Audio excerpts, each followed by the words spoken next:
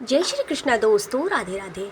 आज हम बात करेंगे वरुथनी एकादशी कब पड़ रही है, शुभ मुहूर्त क्या है और वरुथनी एकादशी करने का क्या महत्व होता है और क्या फल की प्राप्ति होती है।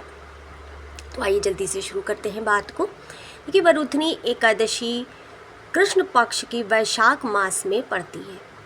कहते हैं कि वरुथनी एकादशी का व्रत करने से व्यक्ति को मोक्ष की प्राप्ति होती है। तो हमें वरुथनी एकादशी में देखिए क्या क्या करना चाहिए और किन चीज़ों का हमें प्रयोग करना चाहिए, आइए हम जल्दी से जानते हैं। देखिए, सबसे पहले हमको एक लकड़ी की चौकी यानी कि बाजोट को लेना है और उसके ऊपर हम ये पीले रंग का कपड़ा बिछा लेंगे। इस तरीके से कोई भी येलो कलर का कपड़ा हो, येलो नहीं तो आप ऑरेंज कलर का कपड़ा ले सकते हैं। इस तरीके से हमको ऑरेंज कलर के कपड़े को बिछा लेना है। फिर उस बाजोट और आसन के ऊपर हमें भगवान के श्री विग्रह को विराजमान करना है। जैसा कि हमारे श्री लक्ष्मी नारायण जी के विग्रह हैं। आपके पास यदि विग्रह मूर्ति ना हो तो आप फ़ोटो का प्रयोग भी कर सकते हैं, क्योंकि फ़ोटो और विग्रह के ऊपर ही भगवान का पूजन करना आवश्यक होता है। यदि इन दोनों चीज़ें आपके पास नहीं तो इस अवस्था में आप मानसिक पूजन भी भगवान का कर सकते हैं। इसके बाद जो बाजोट लिए हमने, पीला आसन बिछाया, उसके बाद विग्रह रख के हमें भगवान का पंचोपचार विधि से पूजन करना होगा। उसके बाद फूल है और दीप है, धूप है और भगवान के ऊपर प्रसाद आप जो भी चढ़ाना चाहें, वैसे खरबूजा और कदली जो है वो अवश्य चढ़ानी चाहिए भगवान विष्णु के। भगवान विष्णु को केले का भोग अवश्य लगाना चाहिए और वैशाख मास में खरबूजे का भोग भी अवश्य देना चाहिए भगवान को। और मंदिर में आप खरबूजे का दान जरूर करिएगा कल के दिन, क्योंकि कल ही वरुथनी एकादशी है, तो आप कल ज़रूर खरबूजे का दान मंदिर में अवश्य करिए। इसके बाद हमको क्या करना है, भगवान को सारे भोग समर्पण करने हैं। उसके बाद यदि आप चाहें तो कथा का श्रवण भी कर सकते हैं, कथा पढ़ भी सकते हैं।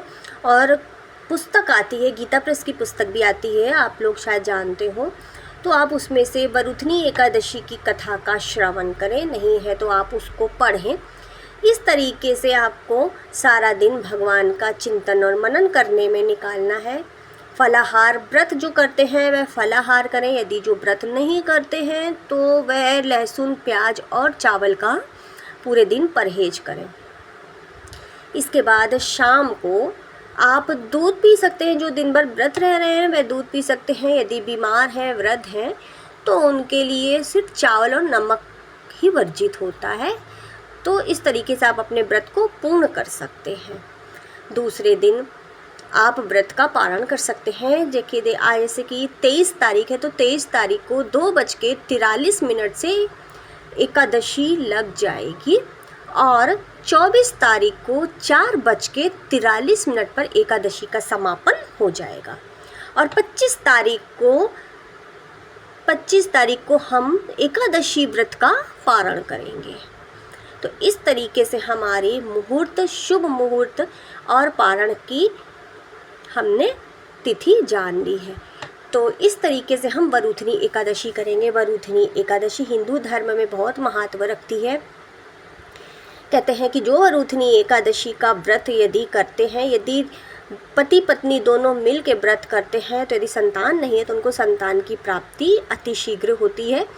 और वरुथनी एकादशी में भगवान विष्णु और माता लक्ष्मी की विशेष पूजन होता है। आप विष्णु जी का पूजा तो एकादशी में लक्ष्मी नारायण जी की पूजा होती ही है, मगर वरुथनी एकादशी वैशाख मास की जो पड़ती है, इसमें माता लक्ष्मी का विशेष प्रकार से पूजन किया जाता है। इसमें आप माता लक्ष्मी को मखाने की खीर बना के भगवान माता रानी का भोग लगा सकते हैं, माता महालक्ष्मी का।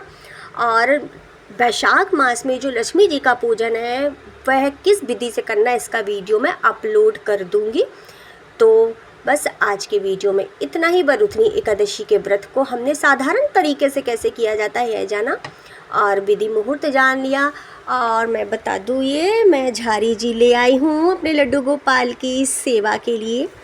तो बस आपको ये झारी कैसी लगी कमेंट में ज़रूर बताइएगा। राधे राधे, हर हर महादेव।